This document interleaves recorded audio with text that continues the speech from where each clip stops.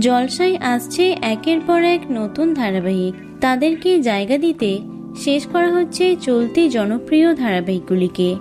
কদিন আগেই শেষ হয়েছে শুভ বিবাহ, এবার শেষের পথে উষসী সুস্মিতের গৃহপ্রবেশ। টলিপাড়ার অন্দরের খবর, শুক্রবারই শেষ দিনে শুটিং সেরেছেন ধারাবাহিকের পরিচালক অমিত দাস।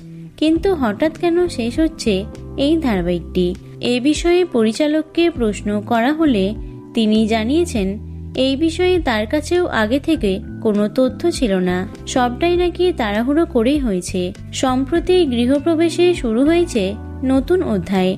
ধারাবাহিকের গল্পে এবার শুভলক্ষ্মীর মেয়েকেও দেখানো হচ্ছে। এই চরিত্রে এন্ট্রি নিয়েছেন অভিনেত্রী স্বপ্নীলা চক্রবর্তী।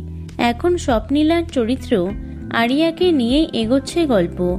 ইতিমধ্যেই দর্শকদের কাছ থেকে ভালোবাসা পাচ্ছে গল্পের এই নতুন মোড়। কিছুদিন আগেই আরিয়ার নায়ক হয়ে ধারাবাহিকে এসেছে এক পরিচিত মুখ। নতুন নায়কের চরিত্রে দেখা যাচ্ছে অভিনেতা দেবদত্ত রাহাকে। তাদের কেমিস্ট্রি নিয়ে দিব্যি এগোচ্ছিল গল্প।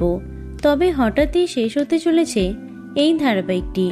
কিন্তু কী কারণে এমন সিদ্ধান্ত নিলেন চ্যানেল কর্তৃপক্ষ, তা এখনো জানা যায়নি। শুটিং শেষ হলেও আরও কয়েকদিন চলবে গৃহপ্রবেশ। তার জায়গায় আসছে নতুন ধারাবাহিক গঙ্গা।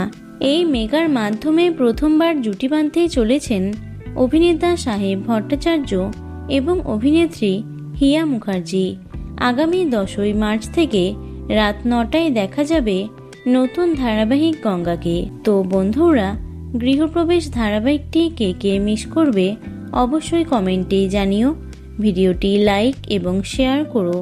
এছাড়াও টলি দুনিয়ার অন্যান্য খবর পেতে চ্যানেলটি অবশ্যই সাবস্ক্রাইব করে রেখো। ধন্যবাদ।